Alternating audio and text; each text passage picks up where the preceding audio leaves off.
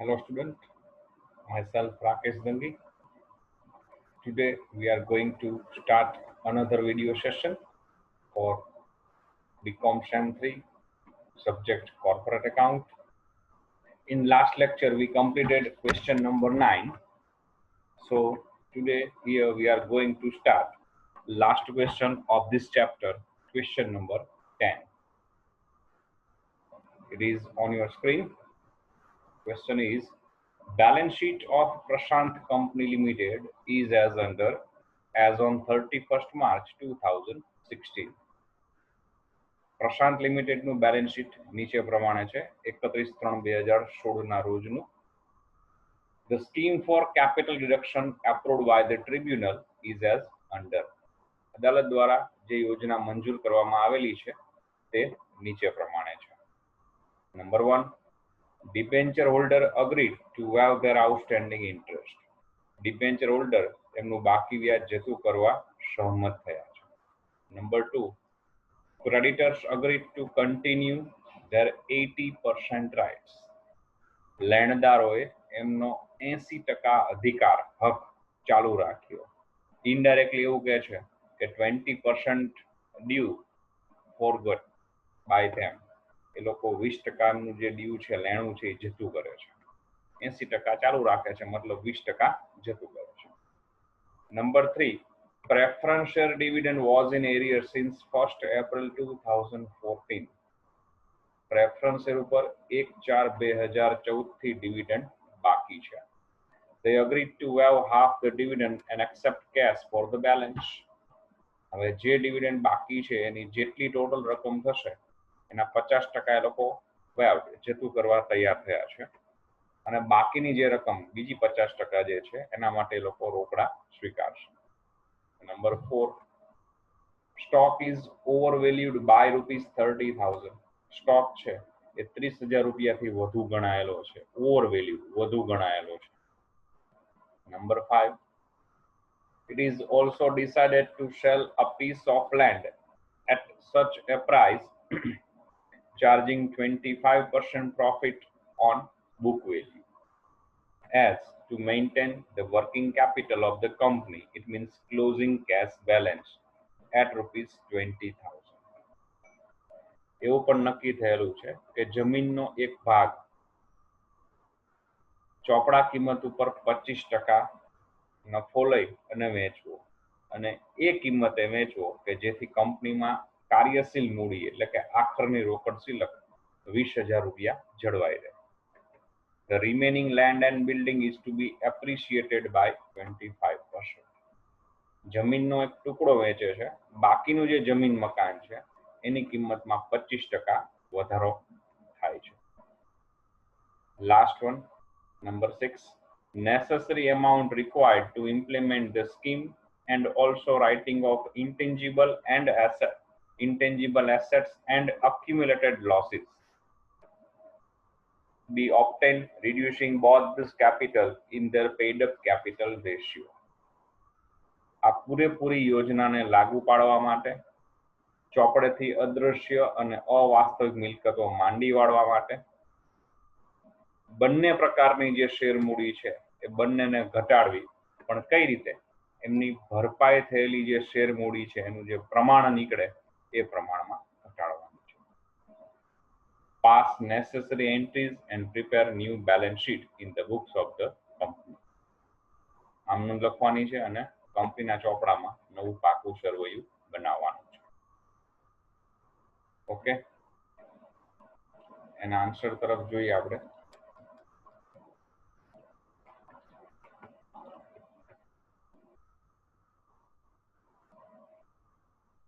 Very first આપણે જે વર્કનોટ કરીએ છીએ એ પ્રમાણે 2 પાર્ટીશન થશે.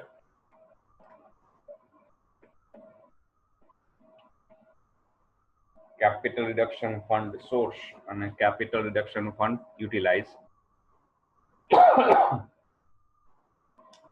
સોર્સ મીન્સ કોઈ એસેટ્સ ઇન્ક્રીઝ થાય ઓર liabilities ડિક્રીઝ થાય તો ફંડ સોર્સ. યુટિલાઇઝમાં કોઈ એસેટ્સ ડિક્રીઝ થાય ઓર કોઈ liabilities ઇન્ક્રીઝ થાય then યુટિલાઇઝ. સ્કીમ નંબર 1 થી આપણે જોતા જઈએ અને એપ્લાય કરતા જઈએ. નંબર 1 માં હતું debenture holders agreed to waive their outstanding interest. Debenture holder તેમનું બાકી વ્યાજ જતું કરવા સહમત થયા છે.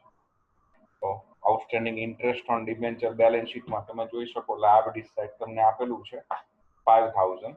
એ લોકો વેવ જતું કરે છે, મતલબ આપણી લાયબિલિટીઝ રિડ્યુસ થશે. So obviously there is a source.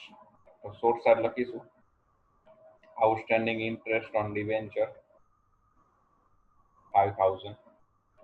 Second scheme છે creditors agreed to continue their 80% rights. લેણદારો એમનો 80% હક ચાલુ રાખે છે. ઇનડાયરેક્ટલી સેન્સમાં એવું થશે કે 20% એ લોકો જતા કરે છે. તો બેલેન્સ શીટમાં જોઈએ ક્રેડિટર્સ ટોટલ 45000 આપેલા છે. 45000 ના 20% મીન્સ 9000 એ લોકો વાઉડ જતા કરે છે. Creditors is also our liabilities. Another liabilities reduce. So fund source. So source side લખીશું creditors 9000. થર્ડ સ્કીમ હતી પ્રેફરન્સ ડિવિડન્ડ 1/4/14 થી નથી ચૂકવાયેલું. એમાં એ લોકો 50% વાઉડ જતું કરે છે, 50% કેશ એક્સેપ્ટ કરે છે. તો વર્કિંગ નોટ એડિશનલ જોઈ લઈએ આપણે. પ્રેફરન્સ ડિવિડન્ડ બેલેન્સ શીટમાં પ્રેફરન્સર કેપિટલ 1 લાખ રૂપીસ છે. રેટ ઓફ ડિવિડન્ડ 5% આપેલો છે. અને from April 2014 to March 2016 it means 2 years થશે. તો 1 લાખ ઉપર 5% લેખે 2 વર્ષનું ડિવિડન્ડ ગણીએ તો ટોટલ 10,000 થશે. 10,000 ના 50% 5,000 waived by them. તો preference dividend is a unrecorded liabilities. જેટલું વાઉડ જતું કરશે એની કોઈ જ ઇફેક્ટ નહીં થાય, કોઈ સોર્સ નહીં, કોઈ યુટિલાઇઝ નહીં, નો જર્નલ એન્ટ્રી. જે વાઉડ કરે છે, જતું કરે છે એની. બટ જે પે કરવાનું થશે રિમેનિંગ 5,000 એ આપણે બેલેન્સ શીટમાં નથી, એવી એક લાયબિલિટીઝ એરાઇઝ થશે. It means liabilities increase. તો ફંડ યુટિલાઇઝ. યુટિલાઇઝ સાઈડ આપણે બતાવીશું preference dividend in bracket cash. જે ફોર્મમાં પે આઉટ કરીશું બ્રેકેટમાં આપણે ફોર્મ લખીશું એટલે જર્નલ એન્ટ્રી લખતી વખતે માઇન્ડમાં રહે. સ્ટ્રાઇક આઉટ અહીં એટલા માટે કહ્યું કે આ બુકમાં નથી એવો ટ્રાન્ઝેક્શન થયો, બેલેન્સ શીટમાં નથી એવો ટ્રાન્ઝેક્શન. સો આની 2 જર્નલ એન્ટ્રી થશે. 5,000 ડન. નેક્સ્ટ સ્કીમ છે stock is over valued by 30,000. Stock 30,000 રૂપિયાથી વધુ ગણાયેલો છે. સ્ટોકની વેલ્યુ 30,000 રૂપિયા ઓછી કરીશું. Stock is our assets. Assets reduce થશે. Fund utilise. યુટિલાઇઝ સાઈડ લખીશું સ્ટોક 30,000 30,000.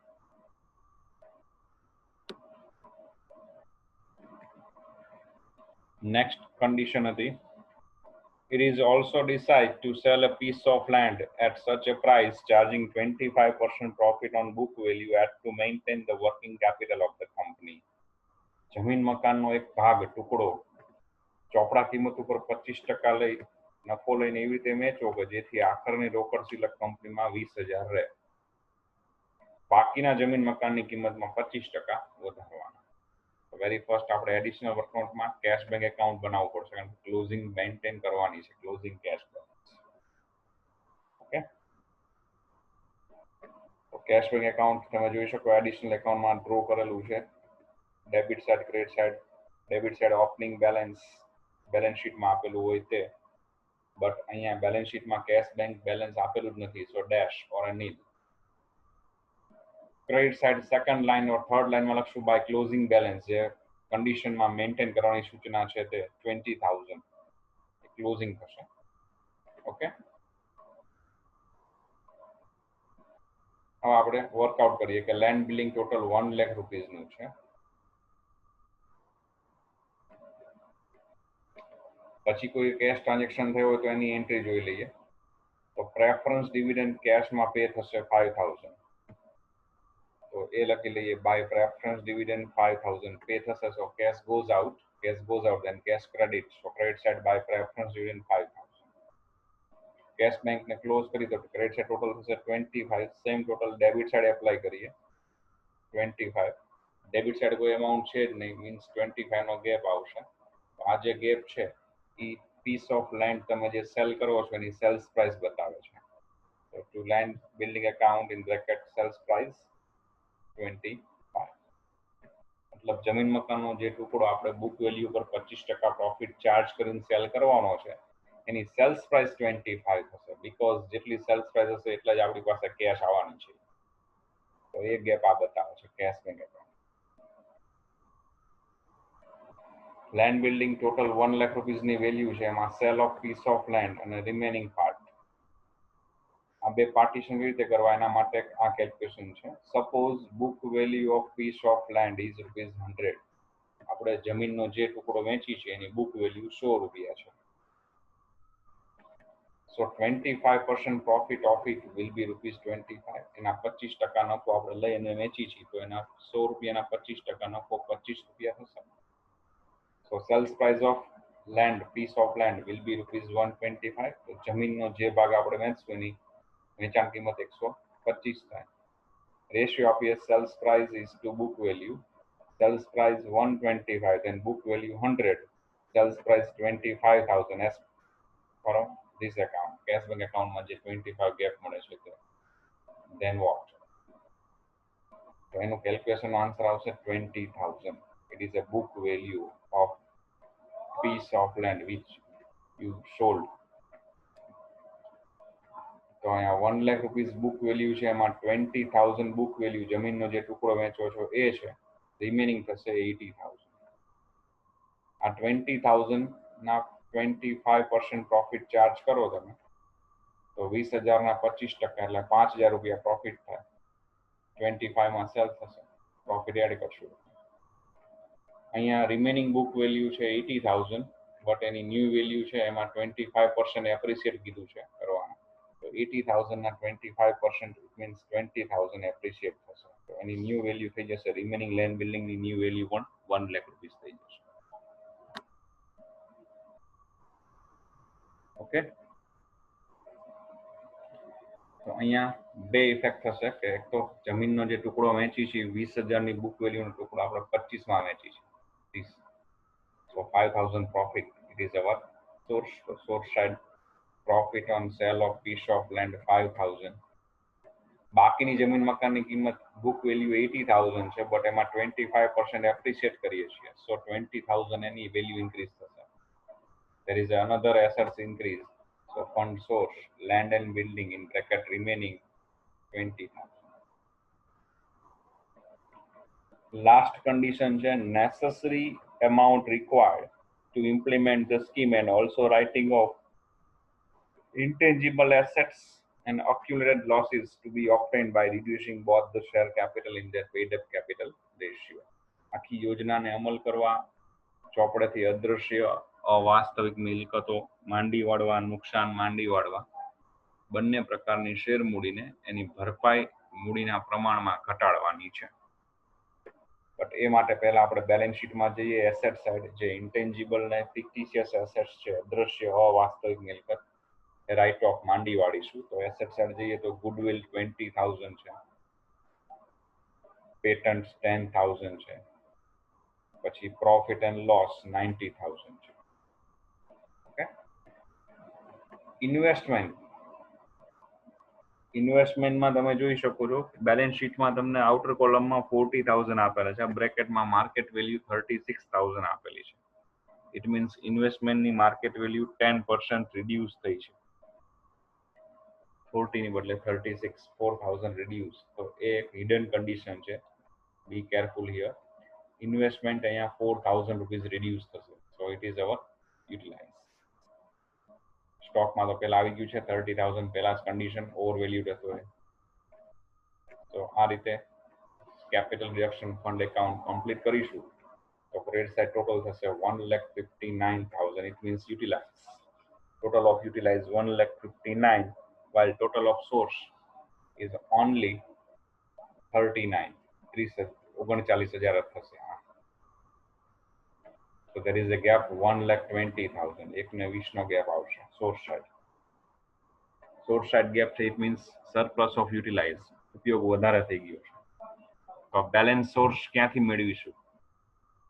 જો સરપ્લસ ઓફ સોર્સ હોય, મતલબ કે યુટિલાઇઝ સાઇડ ગેપ આવે અને ઇન્ફોર્મેશન ન હોય તો એને કેપિટલ રિઝર્વમાં ટ્રાન્સફર કરાય, અધરવાઇઝ ઇન્ફોર્મેશન હોય એ મુજબ. બટ સરપ્લસ ઓફ યુટિલાઇઝ વધારે હોય, સોર્સ ઓછો હોય, મતલબ સોર્સ સાઇડ ગેપ આવે, તો કમ્પલસરી આની સૂચના આપે. ફોર એક્ઝામ્પલ હિયર અહીંયા આપેલું છે કે બંને ટાઈપની જે શેર મૂડી છે એની ભરપાઈ મૂડીના પ્રમાણમાં both the capital reduce by in their paid up capital ratio. So 1,20,000 આપણે reduce કરશું equity share and preferential capital, but એના paid up capital ratio wise. So work note number next આપણે જોઈએ share capital ratio, equity share capital, preferential capital.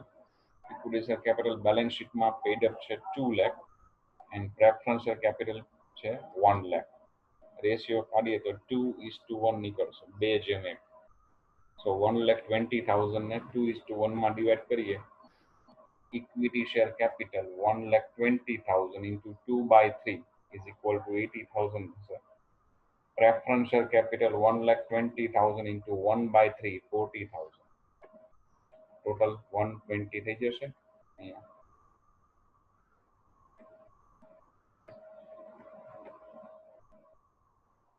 total 120. Okay.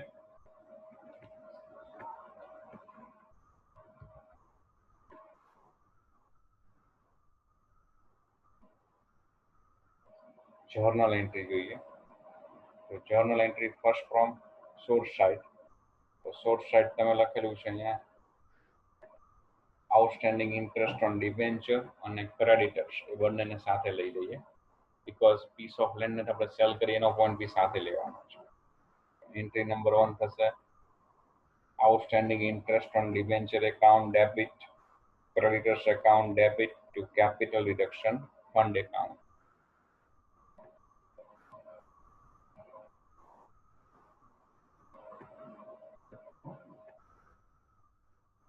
પછી profit on sale of piece of land building remaining, તો જમીનનો ટુકડો વેચી છે એની entry કરીએ. તો પીસ ઓફ લેન્ડ સેલ કરશું તો પૈસા મળશે. So cash bank account debit 25,000 to land building account 20,000. Be remember કોઈ બી એસેટ સેલ કરીએ તો એ એસેટ્સનું એકાઉન્ટ ક્રેડિટ થશે, but with its book value, એની ચોપડે કિંમતથી ક્રેડિટ થશે, નોટ એ સેલ્સ પ્રાઇસ. એની વેચાણ કિંમત જમા નહીં કરવાની. Next cash bank debit 25,000 to land building 20,000 to capital reduction fund 5,000. જે પ્રોફિટ થયો છે એ આપણે ત્યાં ટ્રાન્સફર કરીશું. થર્ડ એન્ટ્રી રિમેનિંગ લેન્ડ બિલ્ડિંગની વેલ્યુ એપ્રિસિએટ થયેલી છે એ એન્ટ્રી છે. Land and building account debit 20,000 to capital reduction fund account. Fourth entry હવે અહીંયા લેબ સોર્સ સાઇડ કમ્પ્લીટ થાય છે, બધી જ પોઈન્ટ આવી ગયા છે. અહીંયા લાસ્ટ આ બે પોઈન્ટ છે છેલ્લે ડિફરન્સ વાળી એન્ટ્રી છે, તો છેલ્લે કરશું આપણે લાસ્ટમાં. યુટિલાઇઝ સાઇડ જઈએ તો પ્રેફરન્સ ડિવિડન્ડ અનરેકોર્ડેડ મેટર છે, બે એન્ટ્રી થશે. એક એન્ટ્રી આવશે CRF debit to preference dividend, આ બધાની સાથે લઈશું. સેકન્ડ આવશે preference dividend debit to cash. તો એન્ટ્રી જોઈએ આપણે number 4, preference dividend account debit to cash bank account 5,000. અને પછી એક આખી પોઈન્ટ સાથે લઈ લઈએ આખો utilise. Capital reduction fund account debit to preference dividend to goodwill to patent to investment to stock to profit loss. Entry number 5 જોઈ શકો છો. Capital reduction fund account debit to preference dividend to goodwill to patent to profit loss to investment to stock. Finally આપણે capital reduction fund ને close કરતા gap આવે છે source side, મતલબ surplus of utilise છે. So it will be access of utilise છે. Okay, so source મેળવીશું આપણે ફ્રોમ બોથ શેર કેપિટલ. તો એની એન્ટ્રી થશે like here, equity share capital account debit 80,000, preference share capital account debit 40,000 to capital reduction fund account 1,20,000.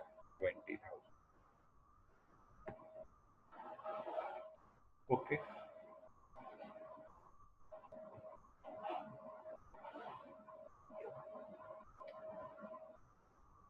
Balance sheet પૂછેલું છે, but અહીંયા મેં આન્સરમાં નથી આપેલું સમજીને. એનું બેલેન્સ શીટ તમારે જાતે પ્રેક્ટિસ કરવાની છે, બનાવવાનું છે. આપણે અત્યાર સુધી ટોટલ 9 સમ કમ્પ્લીટ કરેલા છે. ઓલમોસ્ટ ક્વેશ્ચનમાં બેલેન્સ શીટ આપણે જોયેલું છે. આ ક્વેશ્ચનનું બેલેન્સ શીટ તમારે જાતે પ્રિપેર કરવાનું છે. પ્લસ એ સિવાયના ક્વેશ્ચનમાં તમે જોશો, ક્વેશ્ચનની પીડીએફ તમને મળેલી હશે. એ પીડીએફમાં મેં 10 સમ કમ્પ્લીટ થાય છે પછી 2 એડિશનલ સમ આપેલા છે હોમવર્કમાં પ્રેક્ટિસ કરવા માટે. એનો આન્સર, ફાઇનલ આન્સર મેં નીચે સાથે નોટ કરેલો છે, આપેલો છે. તો એ બંને સમ તમે સાથે પ્રેક્ટિસમાં કરજો. ઘેર એમાં કોઈ ક્વેરી હોય તો એની ટાઈમ તમે મને વોટ્સઅપમાં તમારા નામની સાથે ક્વેરી મોકલી શકો છો. ચેપ્ટર મેં કીધું બહુ ઇઝી છે, એક જ ફંડા ઉપર કામ કરે છે. સોર્સ યુટિલાઇઝ, સોર્સના 2 જ option, liabilities reduce or assets increase. Utilise ના 2 option, liabilities increase or assets decrease. મિલકત વધે અથવા જવાબદારી ઘટે તો ફંડ સોર્સ. એથી રિવર્સ, મિલકત ઘટે અથવા જવાબદારી વધે તો ફંડ યુટિલાઇઝ. આ ફંડે બેઝિકલી છે ને આ ફંડા સમજાય તો આ ચેપ્ટર એકદમ ઇઝી છે. સો કીપ પ્રેક્ટિસ. નંબર 10 નો બેલેન્સ શીટ તમારે જાતે કરવાનું છે. બેલેન્સ શીટનો આન્સર હું તમને આપી દઉં છું. બેલેન્સ શીટનો એનો આન્સર આવશે તમારે 4,66,000, 4,66,000 આન્સર આવશે બેલેન્સ શીટમાં. ઓકે, અહીંયા આ ચેપ્ટર આપણું કમ્પ્લીટ થાય છે. હવેના સેશનથી આપણે ન્યૂ ચેપ્ટર તરફ જઈશું. હવે ગુડ ડે.